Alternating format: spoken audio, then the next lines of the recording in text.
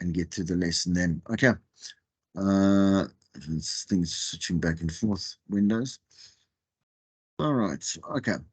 So anything these days, let's talk again. So digital, you might actually be kind of, you might be sick of, and you'll get so sick of it because it's so intertwined with everything that you'll do throughout your diploma. We are 100% in whatever is considered the golden age of the digital space. You understand? And it only is going to get more immersive and more immersive to almost like, I don't know if you watched Ready Player One, which is one of my favorite movies ever, but that kind of like very not post-apocalyptic. It's when people literally find their lives living virtually, right? It's a bit far-fetched, but it's a science fiction movie anyway. We are getting to that point. When I was doing my master's, I wrote my dissertation on augmented realities, which was 20 years ago. And augmented realities means like when we like so obviously the Eastern countries in Far East Asia have already been doing this for years, and then it was incorporated into like America and stuff in terms of like our CNNs and stuff, where there are a lot of guests that they have that are actually, they're not holograms. Holograms is a bit of an immature term, but it's an augmented reality. In other words, that is a projection of someone in another completely different country sitting in the same space. And it's so well, again, when I did the dissertation 20 years ago, like it was already orchestrated perfectly, specifically in Japan, right? Where augmented reality started to feature in buses, like public transport, where you would be able to see very realistic holograms of people in terms of advertising, right? And that's where they started to obviously, well, try it out first. The big end goal is what they're trying to do is to not have someone let's say you want to shop for clothes, right? But you want to be able to feel texture, but you don't want to have all the equipment for it. That's the ultimate dream of augmented realities, is that you can go to obviously your shopping carts or whatever it is, I don't know, where a lot of people are using Amazon literally for everyday things like soap and stuff, but you'll be able to have some kind of essence of touch, feel, smell, whatever it is, so that you literally can buy based on actual the way that you might be ranking whatever your experience is with a certain product. Anyway, we're a bit far off from that, and a lot of the countries just are not. We don't have the infrastructure for that, even coming close to that. And but it is obviously in big box industry, like industries and industry like companies that are monopolies. This has been done forever. I'm saying living completely in a digital space that we're not even aware of. I'm saying to you because we're not supposed to be aware of, like I say, an augmented reality. It's supposed to be as real as the next thing that you're looking at. The thing is that as we look, it's about the zeros and ones and about text, sound, pictures, videos, anything that we can comprehend as digital, as is how we can't live our lives anymore. So there's this great documentary. I think it's called Can I Trust My Computer? Like you must watch it. It explains how far gone we are with technology. It's super, super interesting. That Elon Musk goes on there as well and says that it's far too late for us to even try to revert the growth of AI and stuff like that. You'll really enjoy it. It's super great. Cannot trust my computer. Please go watch it. But we are too far gone to ever go back. We actually are so dependent on the rise of technology that the world will literally collapse in every single aspect of it, whether it's the financial markets, which is obvious, to our, like I say, just whatever is considered daily constructives for us to go through life. Do you understand? Our daily lives, it will fall apart if like the biggest scheme of technology starts to fail on us. So we're so dependent on it. What we need to understand in this particular lesson is to be able to know that now radio has evolved, obviously, not from its purpose. The moment we lose concentration or focus from our original purpose is when we give up the any reason for it to be valuable to anybody anymore from this point onwards. But we have been able to, obviously, like, there's a lot of streaming apps. They're very reliable. They're obviously, like, there's a ton of them that are free. No one really wants to pay for anything when it comes to apps, especially because so many free apps are available. Third-party streams, TuneIn, Radio Player, Radio South Africa is what I use. And we don't care about like the little digital apps. I mean, digital advertising that kind of ruins the experience for just a moment. But you know, it's a very small price to pay instead of actually paying for something, right?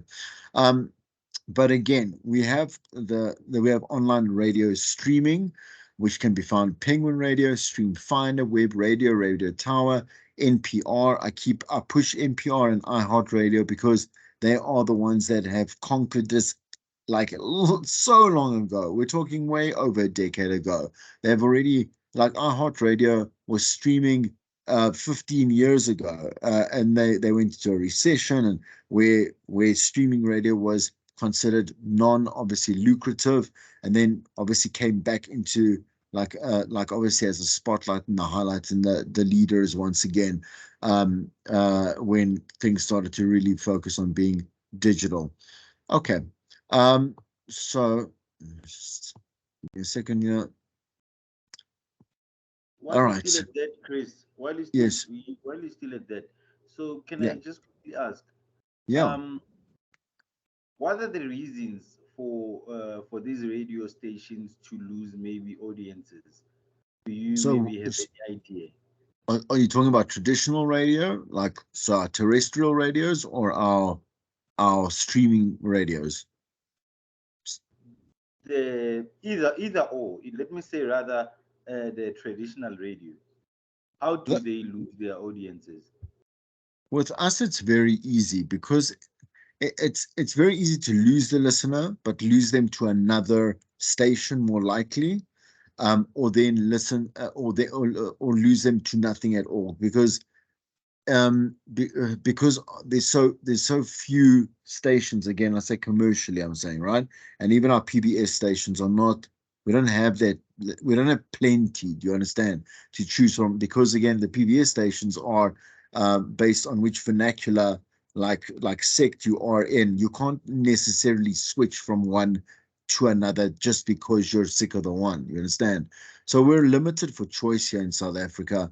And the thing is, again, most of us tolerate mediocre radio because there isn't much more that we can actually get if the leaders are not giving us great radio. Does it make sense, right?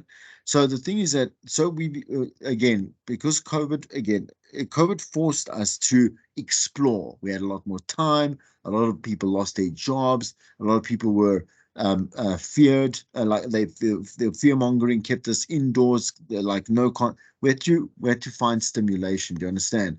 Which allowed us to kind of fill in the gaps in terms of like a timeline for us to start gaining a little bit of traction with other countries around the world in terms of understanding like the importance of podcasting and the importance of streaming platforms, right? Again, I keep saying this, like streaming radio, like online stations are not a thing here, barring Cliff Central specifically, right? Because of their 10-year mark. And so I don't want to encourage the idea that online radio here in South Africa is a thing, because it's not. Otherwise, we would have seen the many that do exist actually be like players. You understand? But they're not threatening at all. So what I'm saying to you is that like there when we went to the digital space, and again, everyone panicked, even TV, even print, everyone panicked, didn't know what to do because it's his new frontiers. And again, we have to obviously work within what the audience, I'm saying, so the South African citizens are what they can access and what they actually want. Do you understand? To try and find whether or not being progressive has any advantages or not. And so that's what I'm saying to you. It was a very big up and a very big down, but it started to now it's starting to find its base. You understand? Its foundation. Things are starting to look like they're finding stability. If that kind of answers the question. Okay. So let's have let's look at some points here about strategies of streaming. Skip songs while playing that you do not like with unlimited skips, of course, like you would. That's why so many people, I mean, I've got 10, 10 to 12 gigs of music on my phone because we keep adding stuff on. Man, everyone if you go to the gym, everybody's who should be anybody I say has earphones because we don't want to listen to the gym music. We want to listen to our own music. Whether you're traveling in public transport, you tend to want to have earphones. You listen to what you want, right? Because you have the liberty of one choosing like that alone, just music on your phone is reflective of what we're doing on, let's say, Spotify's and iTunes and stuff, right? Save songs from the radio to your playlist. You can have ad-free radio if you pay. You can have instant replay with your songs if you like. You can listen offline now, which is now an argument of like so this is it literally I saw today in one of the news sources, right, where they were saying that music, like musicians, are not once again starting to quote unquote suffer because people are not paying for downloads anymore. Like there was a moment where people would pay, like we didn't have to pay for the entire album, like to go, let's say, buy a CD or whatever it is. And we could just now pick the songs that we wanted and just download them at a very cheap, like 50 cents or 1 rand or 2 rand or 2.99 or whatever.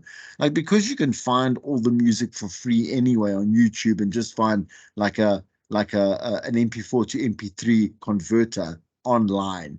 You can just download like the actual song yourself, should you not be able to listen to them offline on one of the streaming platforms. Like we found ways, and now again the musicians are suffering because you don't have to pay them royalties at all for how many, like you have to do anything. YouTube can pay them for views, like, but it's not a large amount.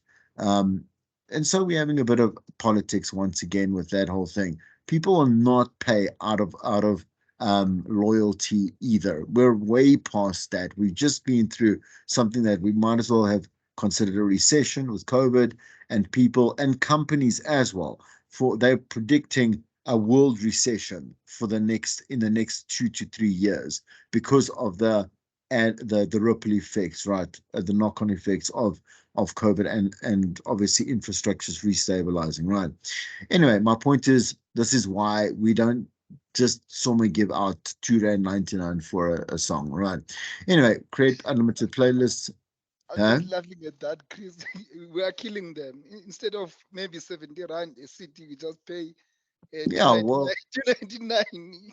no, can I tell you? I mean, you know what the thing is again, that in South Africa, this is like, so we know why Rebecca Molope, like she's been saying to we know our gospel singers, they are the richest musicians, you understand? Because like there is a loyalty, there's a connection to in South Africa, like they will pay for that, they will pay and they will support them. The second most lucrative are obviously our obviously our black artists. So the thing is but the thing is that our black artists will incorporate like like music sales within the live events that they do. So what happens is a lot of them actually well you'll get it to the album download if you buy a ticket to one of their performances. They'll find some kind of creative way to actually, you understand. Then Afrikaans artists, because the Afrikaans community is super like rigid. I'm saying to you, they will go and see them at like, the shopping mall, because that's like there's no uh the Afrikaans artists are super rich because they don't have like this ego about, let's say, going to the local flea market in a community and saying, oh, this is too small for me. It's not. That's where they actually sell a lot of their products. You understand what I'm saying? To their whatever shirts, their this, their that, what tickets to this, or if they do still have CDs, or let's say they sell their online sales, they do it there because they will go to a shopping center and they will perform in the middle of the mall. And then the ones that really earn no money are our English artists. Like, I know I'm saying that as laughing, but I'm not laughing at them. It's they earn almost next to nothing. Um, there was this will obviously be beyond your age group, but the thing is with Danny Kaye, who now is was one of our English artists and big English artists. Like an album he released, no one bought. It was funded by his father. His father is like one of our multi-millionaires or whatever in the country, right? But the thing is that, and it's not to shame Danny Kaye. He's a great musician. He does great music. No one cares to buy it's no one cares to go and spend money to go and buy the album or whatever it is on whatever platform it is. And that's how the hierarchy works in South Africa. That's how it goes. So again, we need to also face reality on, look, I mean, like you're either going to go on, like I say, like the gospel singers are killing it. It's finished, done. They are way ahead of anyone else, and it just shows you about the I say the infraculture that South Africa has. Anyway, but so yes, so running commentary for me. For example, in the UK, Absolute Radio, which is rock AC meaning adult contemporary radio stations, has streaming and digital audio broadcasting DAB streams. So the DAB is digital audio broadcasting. Can anyone tell me what they know of DAB? Anyone at all? Does anyone have any idea what they've heard of DAB? Anything? Anything at all? I see Sipo has a hand up. I don't know how that is. What's gone? Is it up? Sipo, go ahead. Is it up? Is it not? Is it gone? Yeah. No, it's not. No, it's not. Okay, so no comment. Okay, DAB is so what they're doing is so overseas because they have the infrastructure and the economy is a lot better.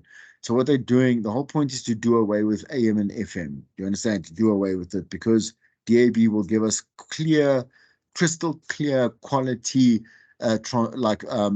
broadcasts for any of our stations. Obviously, we still will compartmentalize them in terms of regions and stuff because, especially here, like we can't community stations will literally close because they would then be competing with, let's say, the option of listening to, let's say, a commercial KwaZulu-Natal station as opposed to being region centered and they will lose their listeners.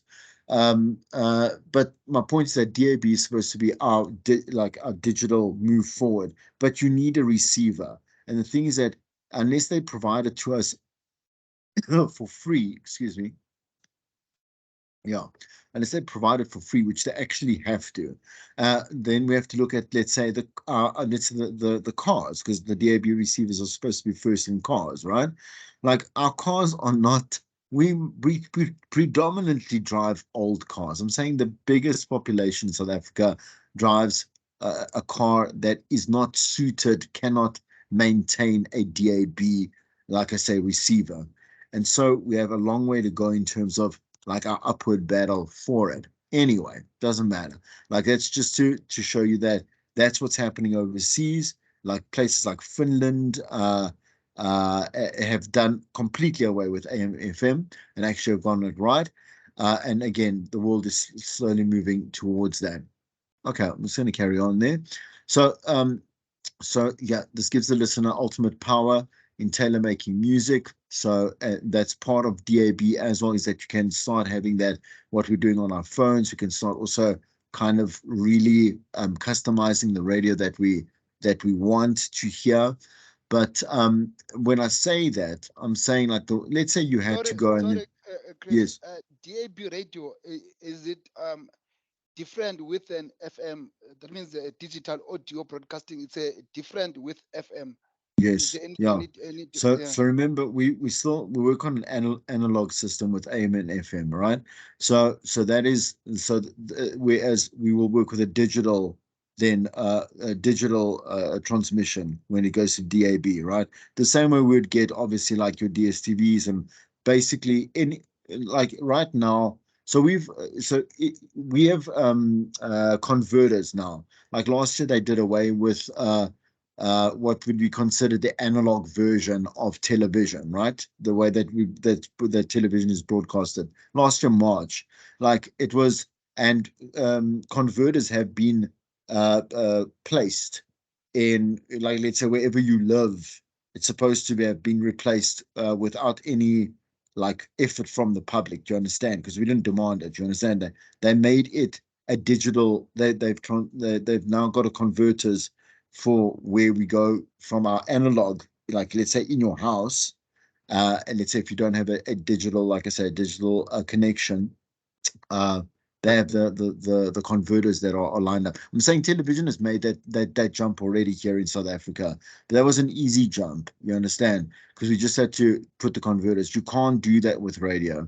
Like we have to. We're looking because of where and how we receive it. You understand? But we're aiming to go that way. Make sense? Yes, yes. Okay, cool, great. Okay, so again, we have the whole complaints about, okay, well, no, I mean, like, look, like podcasting is coming in, it's taking away our audience, and I will say the same thing again without repeating the whole concept as to why it has. Podcasts have nothing to do with competition unless your radio is bad. That is the thing. So when your product is bad, then you can consider, whoops, we're losing our listeners to podcasting. We have enough time in the day to do nothing all day long, or to completely do many things that we choose to do. You understand? In other words, like podcasting, like radio, like television, like print, whatever it may be, right, is part of our commitment to our own entertainment, what we find recreational. Radio is not a necessity to anybody's life. Noise TV, noise print, nothing is, right? Like if someone can live completely without any of these things, live quite a sheltered life. But the thing is that they can do without it. They're not going to starve. They're not going to die. They won't be out of, like be thirsty or whatever it is, or I will not use the word hangry, but you understand what I'm saying to you, right? So we need to find like a commitment to like wanting to be part of, again, lifestyle, not life. Because if we claim that, we're delusional. Okay. So again, podcasting has come in as a space, just the way that social media has in its own way, just the way that television still does in your day, still the way that streaming does. So I'm saying streaming television, and same with radio, etc., and so on. Right. So there we know. So if you don't know what an RSS feed is, like again, just to kind of put it in, a very simple example. So let's say you are hosting on Spotify, like that particular, you can use that RSS feed to literally put into, you can embed that into different websites, in different hosts, anything, and you would have to just change. You would just have to update your Spotify account, for example, and it will then obviously filter through to all the other particular platforms that you've decided to obviously create an account with, and whatever it may be, right? So I won't. I mean, I won't ask a question right now because I want to get through the lesson, and then we can do a little bit of a talk, right? But I want to do. I want to know again. Let's focus on whether you have any commitment to podcasts. Whether I want you to start thinking as to how quickly you will drop a podcast. I'm saying to you whether it was good or whether it was bad, because the thing is that the truth of the matter is there's too much to choose from, and we keep on moving into a black hole unlimited content. You understand?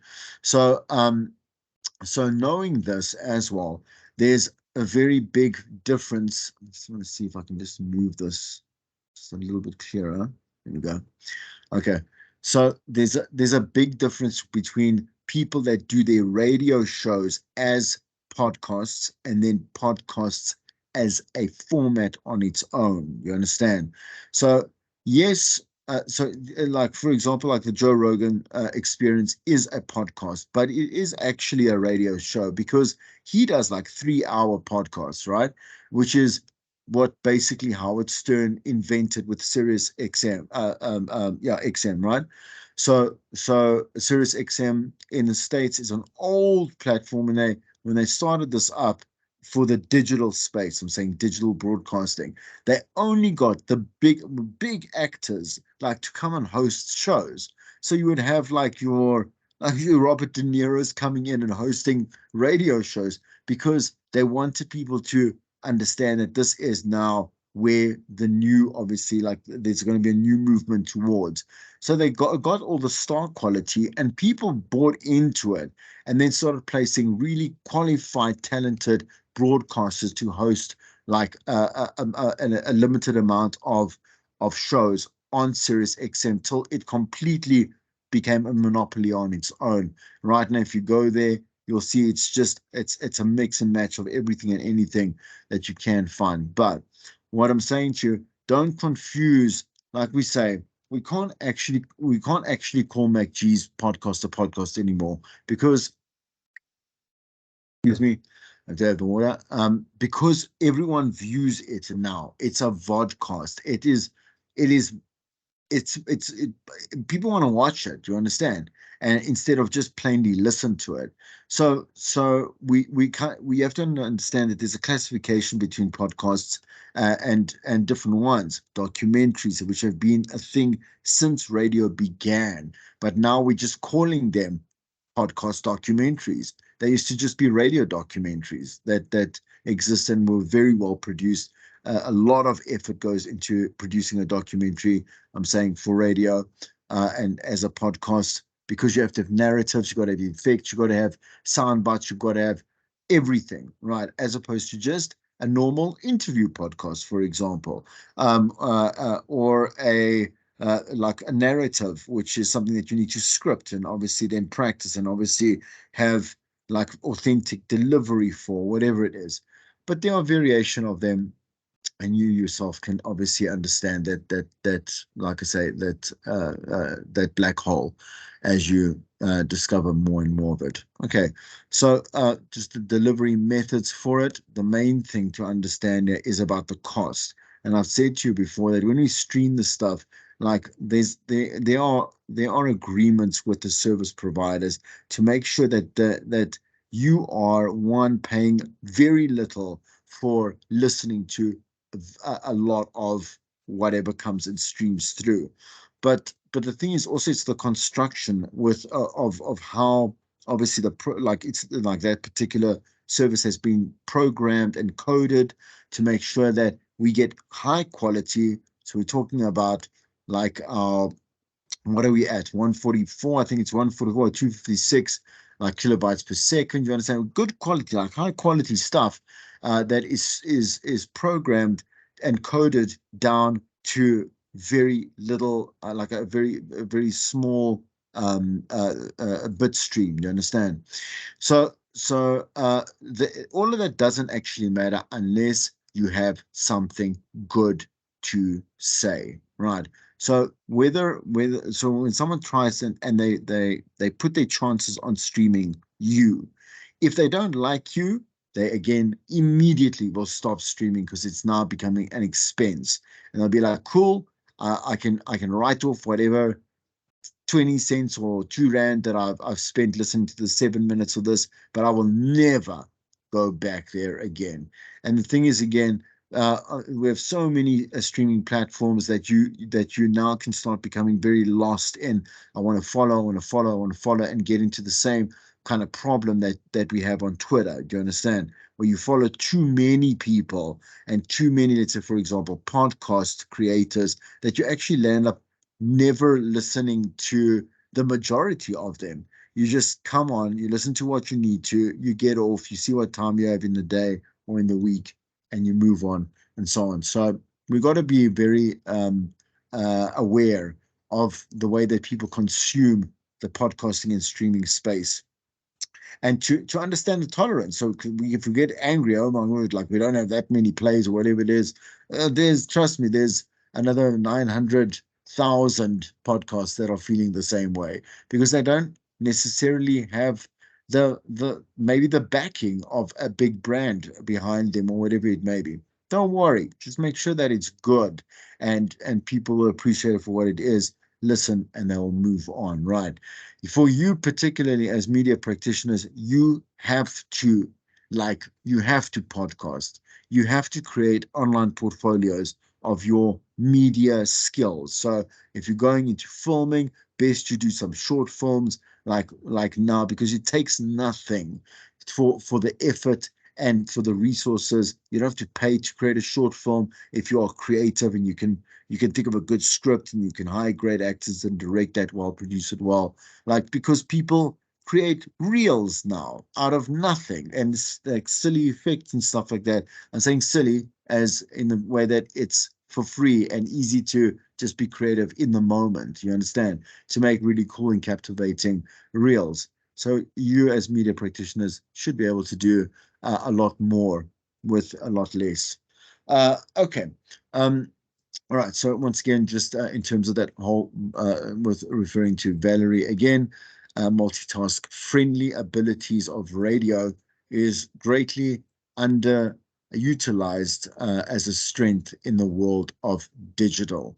So what we need to say is, again, so radio can a station cannot exist now on its own anymore. I'm saying to you, it's great. That's where you go to. Traditional radio is there at the core, but if it's not present everywhere else, then where has it been is where people are going to ask, where have you been in the last 24 hours, right?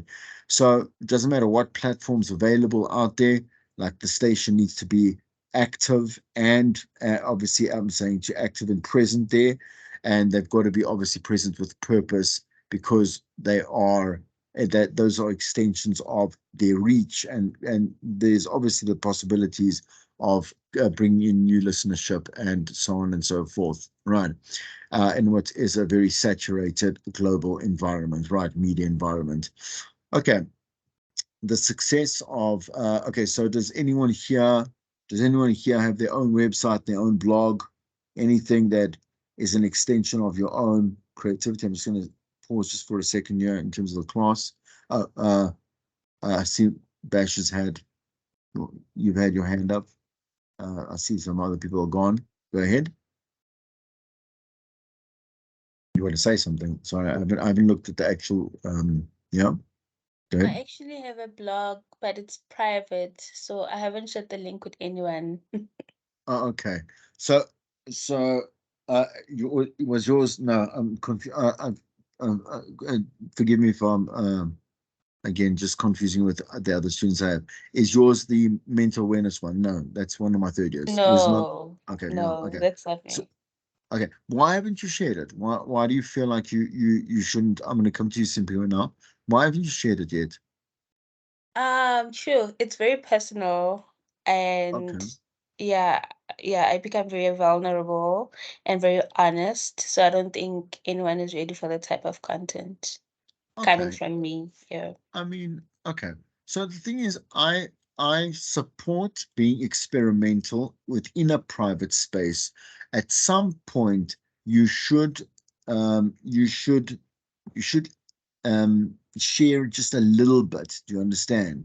You need to feel exposed, because you can never be a public figure without living publicly. Do you understand? That doesn't mean your entire being. I always say, think of your different roles as a human being, right? So again, like as a daughter, very different to as a friend very different as a worker, like obviously an employee. You understand? An employee very different as as a lover, right? So you understand that your different roles are still you, but they are shared roles. You understand? They are compartmentalized roles. And you need to find that space where you can share a certain aspect of you within the right space. I'm saying in this term digitally. Simpira, you said you had your hand up? Oh yeah, Chris, I did. Yeah, go. So yeah, I do have a blog also, but my one, it's a little bit different because it's a photo document. It's more like a photo documentary type of a Okay. blog. Yeah, that's Yeah, cool. so Yeah. it's yeah, so I normally document township life or you know Joburg City, and then Nice. yeah, kind of write some little stories. So it's more like yeah, it's more like a photographic like kind of a blog. Very cool. I mean, that's also great. It's look, I mean, people can say, oh, but that's what Instagram is for, but it's not yours. You understand? Instagram isn't exactly yours, it's Instagram's. So building the blog, building the blog is important. It's blog sounds like such an old school term, like an old space to be in. But there's it's the first sense of ownership that you actually have. Do you understand? So you can create what you want to. I keep saying this. Google Sites is there. It's for free. You've got a Google account. You can create a small website, put the blog in there. Do you understand? Like start creating a brand. And again, I believe that you should keep it as small as possible while you're finding your feet. Do you understand? And then kind of deleting stuff you don't like and leaving the stuff that's only really good. Same thing goes with your social media as you are turning yourself into a brand. But good. Okay, I wanna go back to I'm gonna go back to the lesson then, so we can then finish it up. Okay, so just again, I'm not going to go through those points there. That's fine. Okay, so with using the word internet, is it almost feels archaic to actually use the word internet. It's something that was okay, they was developed during the wars for for other reasons and became quite accidentally something global, but the term internet kind of should be dropped for digital village or a digital space as it is, and just like where we live digitally, like that kind of audio visual relationship that is essential now. Like we do have the podcasts, but again, with the podcast comes a brand as well. So again, like for if you want to, let's say, take audio on its own, you still have to have some kind of brand that visualizes like what it is that you are, so in that we link our personal sites, our other social mediums, like our other, let's say we write for a certain like online newspaper, whatever it is. All our online platforms and profiles need to be interlinked. And so the thing is that at the end of the day, you can't exist in one place when you are existing online. And know that again, like just in terms of here, like the way that and we should have a bit of an infographic at some point when you're understanding RAMs and stuff. Like people don't, they use their laptops for work, like works, like we use it for work, right? My laptop for me is everything. So it's work, it's most used for TV and streaming and whatever it is. Like my laptop does everything for me. But ideally, we spend most of our time doing anything recreational, funny enough, on our phones, right? Obviously, I say funny enough, but just as a thing of where we need to understand, if one lives somewhere, like that space is intertwined, as you would know. So I don't want to state any more of the obvious here. That's the end of the game. At the end of the day, is about how you develop content for the online space, right? So, as I said to you earlier, like you're developing an online CV, there it makes no sense for someone that is claiming to be in media to have no presence, no content, no like a CV. Do you understand? Um, that it doesn't exist online with a multiple versions of content creation, whether it be video, audio, like I say, storytelling, whether it be for articles, doesn't matter. Photography, like you said there, um, you have to be doing these things and have to know how important it is on the perception that it will give of you, you know. So if someone says, okay, well, where is all this that you could have done by yourself, and you didn't need a brand or like I say, a larger resource to do this, and you have no answer for that, they're going to be like, well, I'm sorry, there's clearly you have no interest in actually being a media practitioner, like period, finish, ended it there. So if we look at, let's say, avenues of like Bruce Whitfield, who is synonymous with like talk radio and 702, but also is the business like economist basically of claimed South Africa. Um, like Bruce is really good at what he does. He's also like he's an expert professional in the particular speciality that he's in, which is business.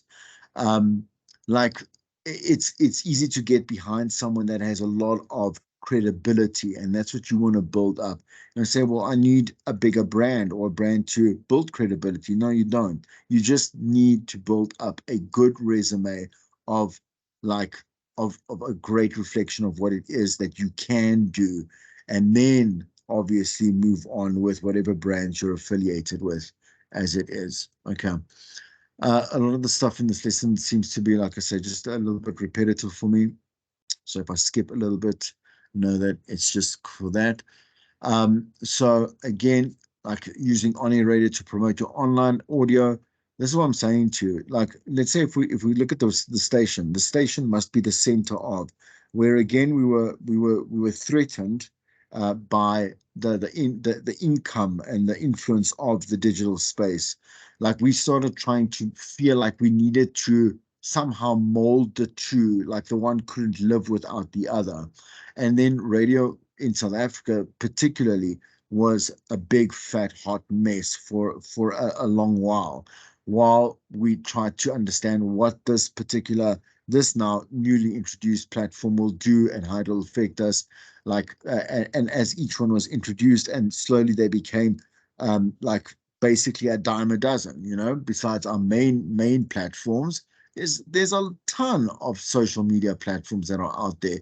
And we realized that, look, if we can't use stuff out there for our advantage and for added value, for sales, especially, which keeps the stations alive, then then then what are we doing? Actually, we don't know what we're doing, which is exactly where like professional, like so professions, I'm saying expert professionals or like job professions have come up specifically over the past, especially over the past 3 to 5 years, where you have a very distinctive job description as a digital marketer. Like I say, that doesn't work specifically for now, like a development company, like software development or whatever it may be. This is in every single space, right, where they need digital marketing done, and so it's become a profession on its own. We're nearly done. Okay, so increase the stickiness. So where is the synergy in what you want to do, or what you are using to obviously promote, like again, more loyalty. So again, according to Scott Wolfel, says there, why would anyone want to spend time here in this particular space? So what you are obviously creating for online, was it worth that 1 minute that you spent on TikTok? Was it funny enough? Am I going to come back to it? Am I going to keep scrolling on? Am I saving this? Why would anyone tell a friend about this particular? So obviously there's a landing page, but I want you to think about your online platforms and what is the strength of this website slash your profile on a platform, and any reason to want to be part of its promotion. So again, moving to social, that's on moving directly into social media. I'm going to, it allows again them to just build that closer relationship everywhere else for 24 hours. a day, 7 days a week. I know that that's what you're going to say to me, but that's what radio does as it is. No, there's a lot of music that plays there, a lot of other things we have to do on there, where social media can give us the space to do everything else. There's a big mistake that stations make where they go and repeat what they do on air on social media, which is one, lazy broadcasting, but two, ineffective, man. Like for any show that's commercial, you're going to get hundreds, like if not hundreds of hundreds, right? Responses to, let's say, a question you might ask on Twitter, right? And what do? You're like, what are you going to do with that? It's like you can't answer everyone there. To acknowledge them is good, but that can't be the reason why you're doing the same exact thing online on air. It needs to be an expansion of, like, so we want to have our content live longer, or have the ability to do something different, like behind the scenes, or extended interviews, or live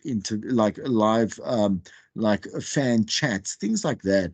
But there's just some lazy programmers that are remaining to, be happy to be lazy. Expands your opportunity for revenue now. So digital marketing now is lucrative and we can monetize it. Social media provides welcoming promotion portal, right, where we can go in and include that in our sales packaging. So now you're buying, obviously, advertising for your shows and for radio, whatever it is I'm saying to on air, but we will also include in your package, like we'll include 3 posts here on Instagram. We'll do like, let's say, a couple of reels or whatever it is that will be on TikTok or whatever it may be. Like, we start including like bundle deals, and it's an easier way for us to make money now because it has been proven to be effective when you do sell packages and stuff like that. Okay. So again, tone, yeah, that's very important. I will use one anecdote quickly to kind of summarize this exactly, because I want to get to just the homework in that. So again, back when Facebook again was our first big commercialized social media platform here in South Africa. Nestle went and hired like someone that was like 21 years old, because they believed that like this person could take care of like their obviously their Facebook page now. Whatever comments were obviously responding to whatever posts that Nestle would put up.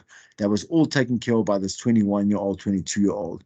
So there was this thing now where Nestle, now let's say on Kit Kat, there were certain ingredients that they use, and there was one woman that made a comment on the Facebook page saying, particularly this one ingredient was why they were tearing down the Amazon rainforest, right? It was part of what you would find down there. And this 21-year-old, because they had no experience in being a digital practitioner, right, went and said something ridiculous like, if you don't like it, you can just whatever it is. Like he said something very dismissive too. Anyway, long story short, that year, Nestle experienced, just because of that one comment, I'm saying that reaction, I'm saying the way that this guy dealt with this particular woman who was only making a suggestion, right? She wasn't like trying to make the brand like demonic or whatever, like you would find nowadays, right? And then people started getting really upset with the way that this guy kind of condoned and patronized this woman and spoke for Nestle, as because that's what it was. This person literally became a spokesperson for. That's what social media is. That they experienced the lowest sales in 20 years in that one year because of the effect of the ripple effect.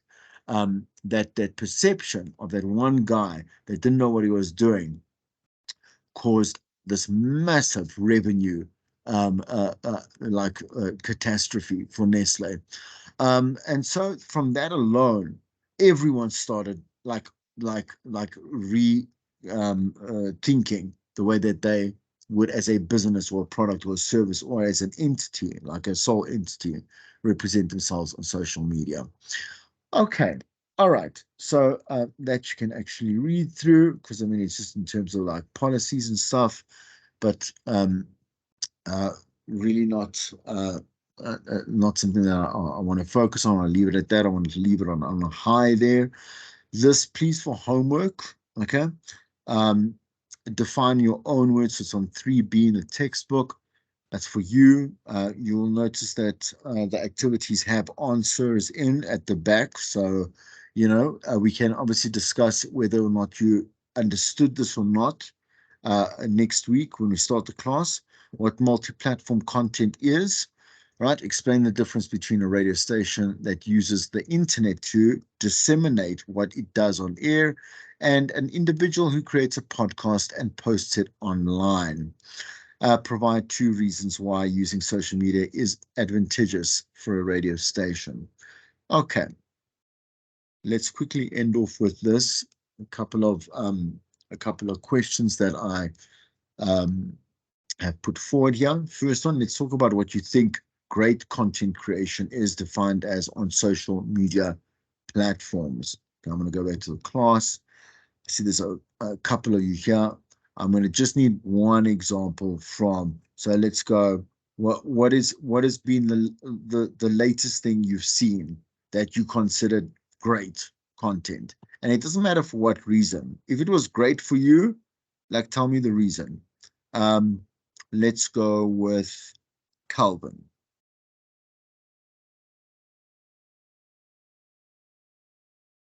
Calvin's still absent there. Shalom, try.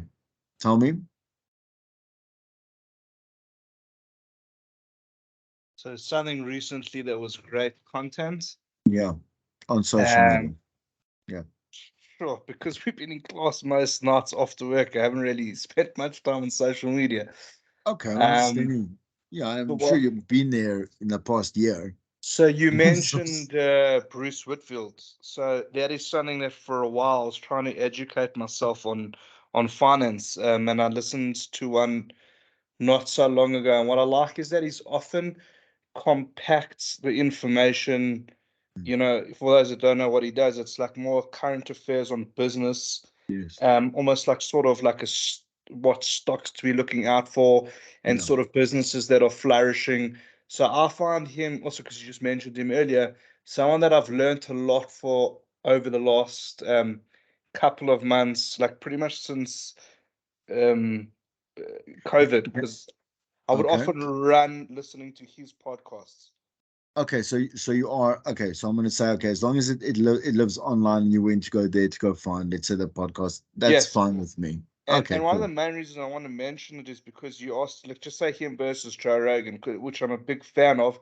I find it Yes. can take a week to listen sometimes to a 3 hour podcast of Joe Rogan, where sometimes Yes. an 18-minute clip of what's going on in local South Africa is Yes. compact enough, Yeah. No, the thing if is, that as I makes said, sense. yeah. No. The trend. So the thing is that they always release in the beginning of the year. They always say, okay, this is what you should be doing and what you shouldn't be doing according to research of the previous year. And podcasts need to be now on average 15 minutes. That's what people want to tolerate. You understand? And that's what I'm saying to you. Like let's say with Joe Rogan, it's like it must be taken in as a show. People must you understand? Like you must be ready to listen to a show, not a podcast, because if your perception of that is one or the other, like you're going to get it wrong. Does it make sense? Does it make Yes, like sense? what you said earlier, some of them I've actually sat and put on the TV and Yeah, streamed it onto the TV to watch the live show. It's yeah. not even a voice anymore. What That's what did I'm you saying use? to you. You said Yeah. VoIP or something. Yeah, podcast. Yeah, it basically becomes a Podcast. podcast. Yeah, that's it. Okay, cool. Let's so there was some examples over there. That's good. So we used that's fine there. Provide some new ideas that could be generated. So what do you think, if anything? I mean, if you can think of anything new, because that's the idea, right? Like that could be that should be online. Can anyone think off the top of their heads what they think is missing?